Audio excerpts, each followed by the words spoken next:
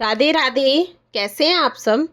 आज हम इस वीडियो में एक भक्त की कहानी का श्रवण करेंगे कि कैसे एक मांस बेचने वाला कैसे भगवान का भक्त बन गया। संत कहते हैं कि भगवान की भक्ति में चतुराई नहीं होनी चाहिए। निस्वार्थ भाव से जो भी महाप्रभु को याद करता है वह उसकी सुनते हैं। ऐसी ही एक कथा है सदन कसाई की। वह कसाई था और शालिग्राम भगवान को तराजू पर रखकर मांस बेचता था।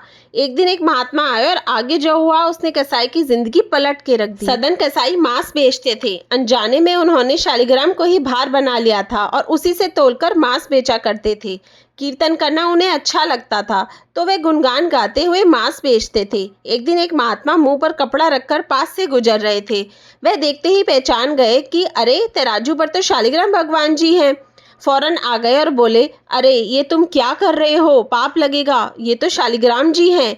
कसाई ने कहा कि महाराज हमसे गलती हो गई, मुझे तो पहचान नहीं है। महात्मा ने शालिग्राम को उससे ले लिया और कई नदियों के पवित्र जल से स्नान कराया, इत्र लगाकर चंदन लगाया, चांदी के सिंहासन पर उन्हें बिठाया, खीर का भोग भी लगाया।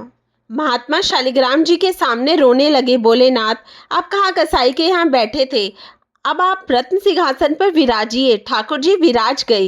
रात्रि में वे महात्मा के सपने में आए और बोले कि सुनो, सुबह होते ही मुझे लेकर जाओ और सदन कसाई के पास छोड़कर आओ। महात्मा बोले, महाप्रभु आपको भार बनाकर मांस बेचता है वो।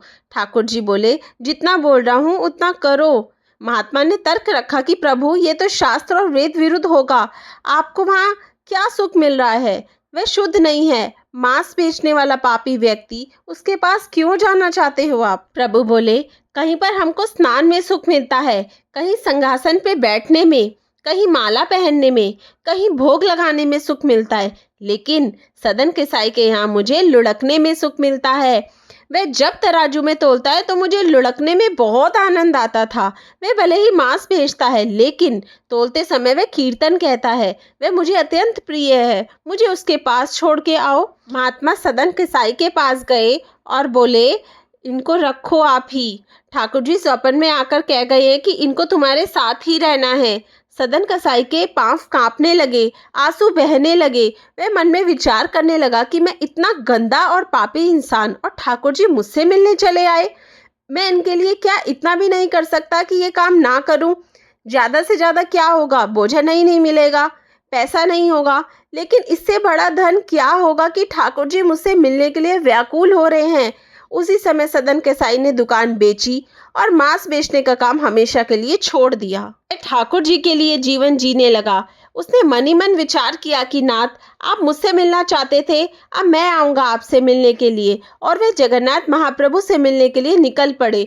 पूछते पूछते पुरी की तरफ जाने लगे। कुछ लोगों ने पहचाना तो उस रास्ते से दूर कर दिया कि जिस पर सब चल रहे थे। सदन कसाई मुश्किल वाले रास्ते पे चलने लगे। वह सोचते थे कि मैं उस रास्ते पे चला तो ये अपवित्र हो जाएगा।